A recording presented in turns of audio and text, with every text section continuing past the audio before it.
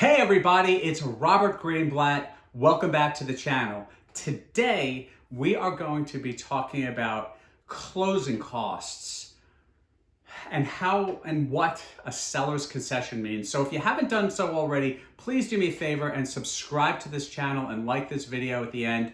I really appreciate it. Here we go. Okay, when you buy a house, there is something called a seller's concession. In fact, let's take it a step back. When we purchase a house, there's a down payment, right? If you're a veteran and a VA loan, there's actually a zero down payment. If you're using an FHA loan, it's typically 3.5% as a down payment.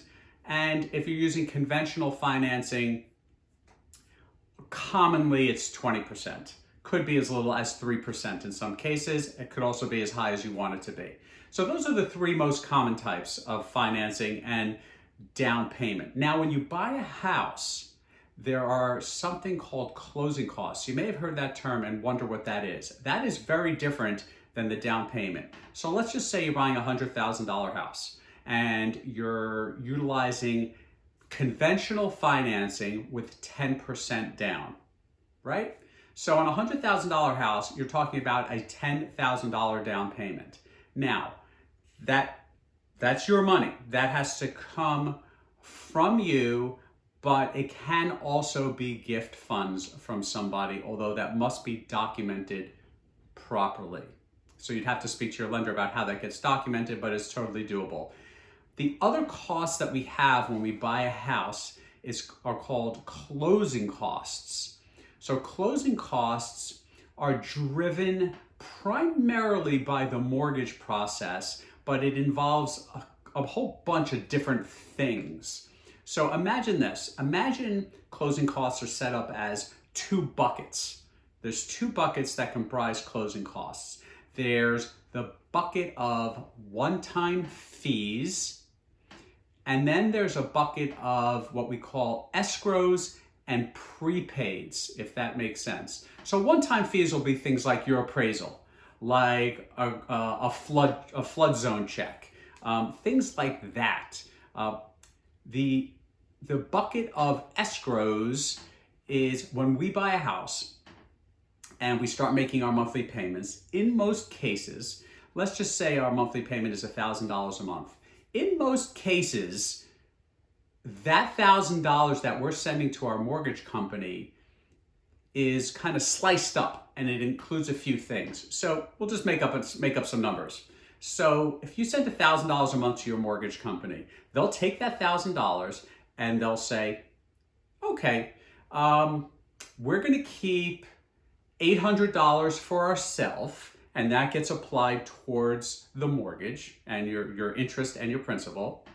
And then they may take $100 and they'll put that in a separate bucket. That's a mortgage company bucket. And they're going to apply that towards your next year's renewal of your homeowner's insurance. And then they may take the last $100 and put that aside to pay property taxes. Here in Southern New Jersey, or in New Jersey in general, we pay property taxes quarterly.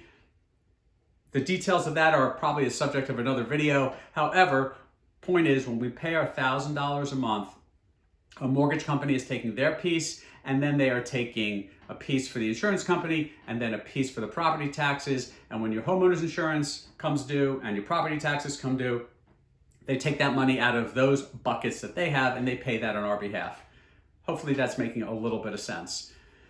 So back to the closing costs. So those closing costs that we have to pay, typically, this is rough and it's hard to come up with an exact number, typically will be about 4 to 5% of the purchase price. So back to our example of $100,000. So on a $100,000 house, you can expect roughly to have $4,000 to $5,000 in closing costs.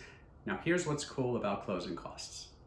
Closing costs can be paid by the seller on your behalf as a buyer.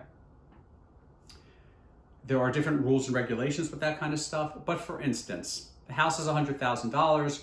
We can say to a seller, we'd like to buy this house we would like you to cover X number of dollars of your closing costs. What does that mean? So we can say to a seller, here's your $100,000, we're making an offer of $100,000, and we would like you to cover $4,000 of our closing costs as a buyer. Now, what's really important to remember here is, even though the seller heard $100,000, oh, that's my asking price, in reality, they're only getting $96,000 for the house, right? Because it's $100,000 less that $4,000 credit, right? So now keep in mind too, you look at this from both perspectives. If you're a seller watching this, that closing cost credit is not something that you have to write a check to the buyer for. All of those numbers will flow through the settlement statement when we get to a closing table. But in reality, your net sale price to you as a seller is $96,000 in this case. Now, here's another important point about closing costs.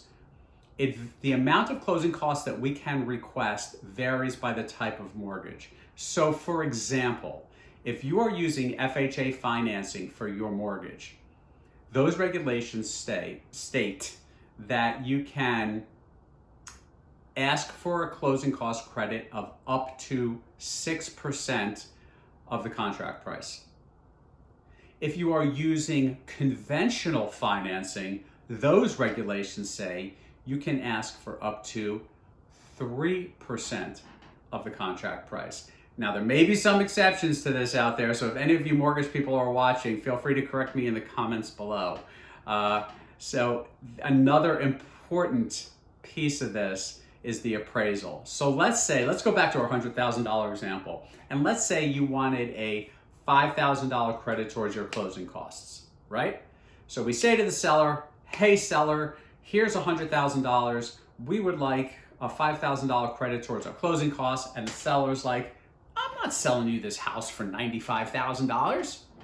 Okay, so we rework the offer and we say, hey seller, okay, I understand. How about this? How about we offer you $105,000 and we ask for $5,000 in credit. That way, you're gonna get your $100,000 asking price. And the seller goes, that's good. I like that idea. That works perfectly fine. Buyer's happy, seller's happy. Time out, time out. It works, and there's nothing wrong with it. However, keep in mind now that the home has to appraise for the $105,000 number, because that is now our contract price, or our contracted sale price. So depending on the neighborhood, depending on market conditions, there's some other variables there. When the appraiser goes out on behalf of the buyer's mortgage company, that appraiser has to justify that this home is actually worth $105,000, which is more than what the asking price was on this house. Sounds a little unusual? It's actually not. This is a very common practice to ask for a seller's concession or a closing cost credit. Kind of, those terms are used interchangeably, but it's very, very important to know all the nuances here and how that works. So this is it for today, guys. Closing costs, seller's concessions, 6%, 3%, all that kind of fun stuff. If I could ever help you buy or sell a house here in Southern New Jersey, please let me know. Please hit the subscribe button below. Hit the like button below. I'd really appreciate it. Once again, signing off, Robert Greenblatt here. Have an awesome day.